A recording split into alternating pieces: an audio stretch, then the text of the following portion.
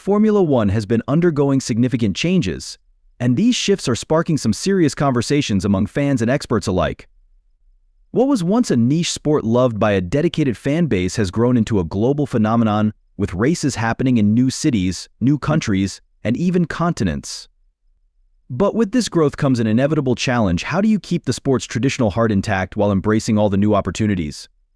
The sport's president, Dominic Calli, has already suggested some bold moves, and today we're diving into what this could mean for the future of F1.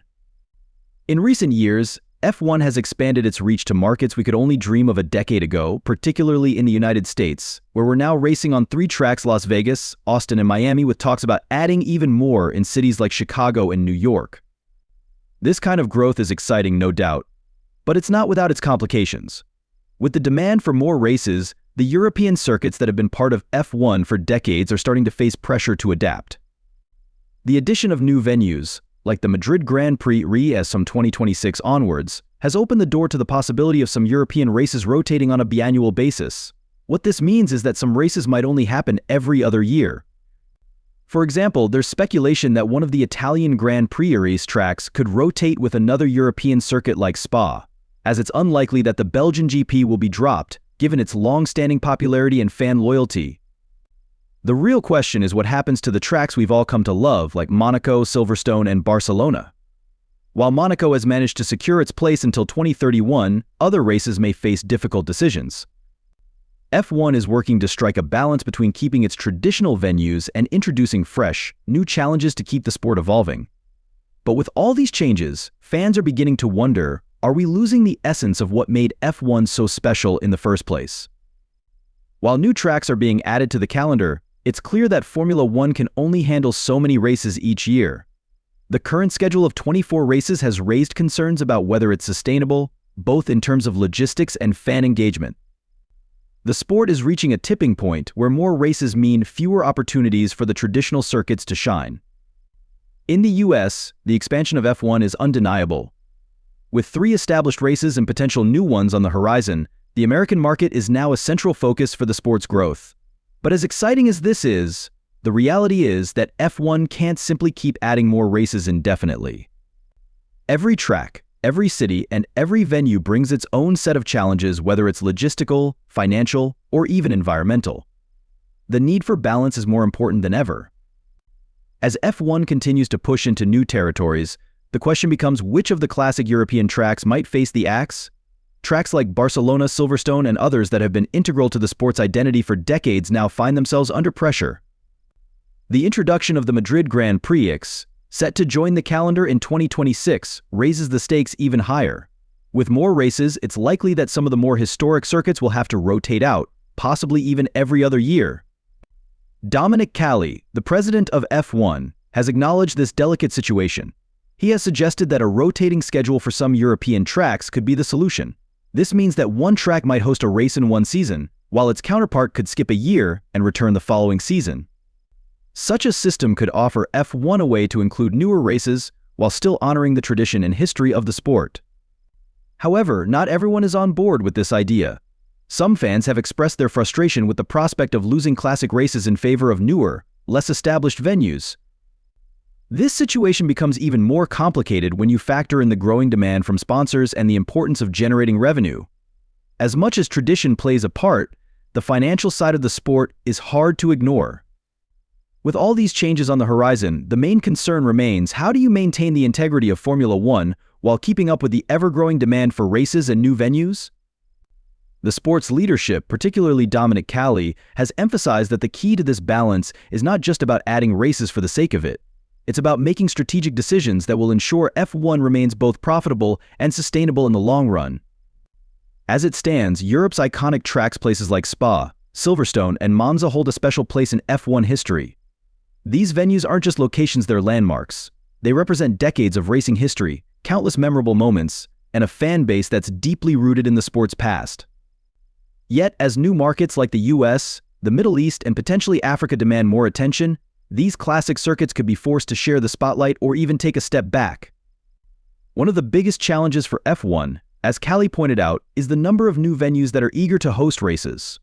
From the already announced Madrid GP to discussions about races in Rwanda, the competition for spots on the calendar is growing.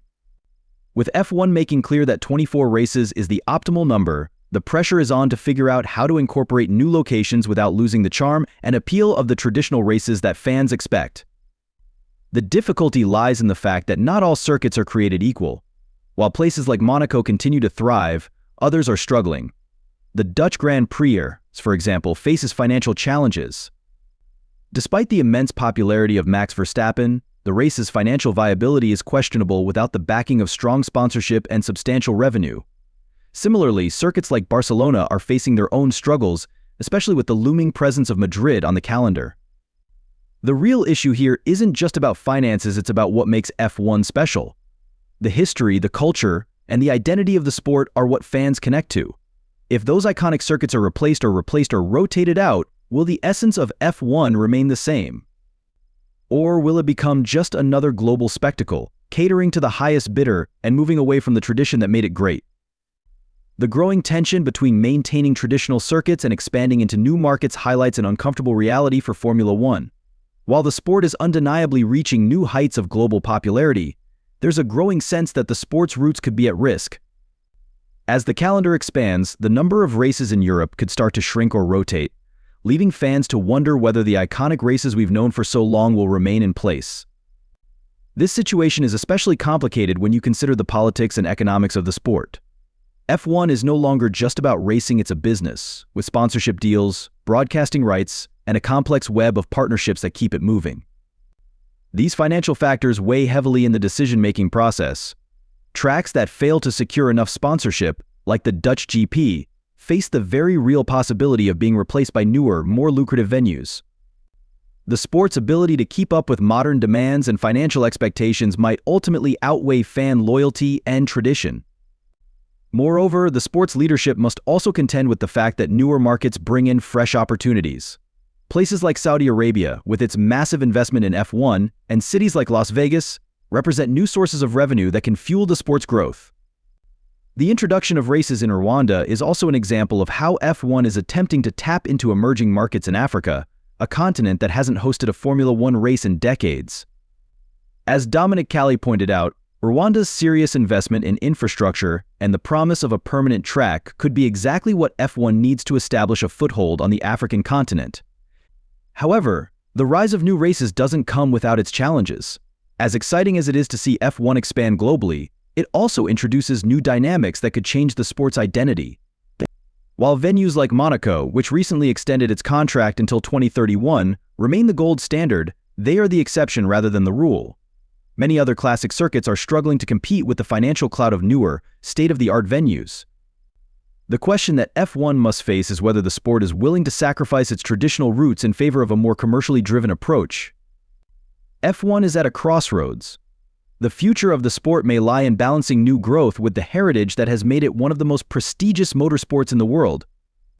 The real test will be whether fans continue to embrace F1 as it evolves, or whether they'll begin to feel disconnected from a sport that increasingly seems to value business deals over history. As F1's leadership navigates the complex world of sponsorships, contracts, and new race opportunities, one thing remains clear: the sport's future is undeniably tied to money. Whether it's expanding into new markets, such as the potential African race in Rwanda, or negotiating deals with high-profile venues like Miami and Las Vegas, F1's global reach is largely driven by financial interests. Yet, despite the increasing commercialization of the sport, there's still a strong connection between F1 and its long-standing traditions. For example, the recent extension of Monaco's contract until 2031 underscores just how important some classic circuits are to F1's identity. Monaco is a race that every driver dreams of winning, and it's a spectacle that draws in fans from all over the world. Despite criticisms about its lack of on-track action, it remains one of the most iconic events on the F1 calendar. However, it's clear that not every race can maintain the same prestige as Monaco. With the rising influence of newer tracks and the push for more global exposure, some European circuits might struggle to hold their ground. The Spanish GP, for example, faces a challenging future. With Madrid coming into the picture from 2026, the future of the Barcelona Grand Prix is uncertain. The Spanish government has already made it clear that funding both races in 1 year isn't feasible, which could leave Barcelona in a precarious position. But as Dominic Calli has pointed out, F1 is always looking for the right balance. He believes that 24 races is the ideal number, but that's not to say there won't be adjustments. The idea of rotating certain European races could be the key to ensuring that both new and traditional venues get their turn to shine. It's a solution that could offer a way forward without losing the essence of what makes F1 special. The challenge for F1 will be to manage these changes carefully. As the sport continues to expand, it needs to find ways to keep its core fan base happy while also attracting new viewers from around the world. The popularity of F1 in markets like the US, and soon in Africa, is a testament to how far the sport has come. But for F1 to stay true to its roots, it must remain mindful of the importance of legacy, history, and the very fans who helped it get to where it is today. For now, Monaco's extended contract until 2031 serves as a reminder that some things will always have a place in F1, no matter how much the sport changes. But as F1's calendar grows and evolves, it's up to the sport's leadership to find a way to maintain a balance between growth and tradition, between new races and old favorites. As fans, we'll have to wait and see how F1 navigates these changes in the coming years. Will the sport be able to hold on to its roots while reaching new heights of global popularity? Only time will tell, but one thing is clear: the future of F1 is incredibly exciting, and it's up to all of us to keep watching to see where it goes next.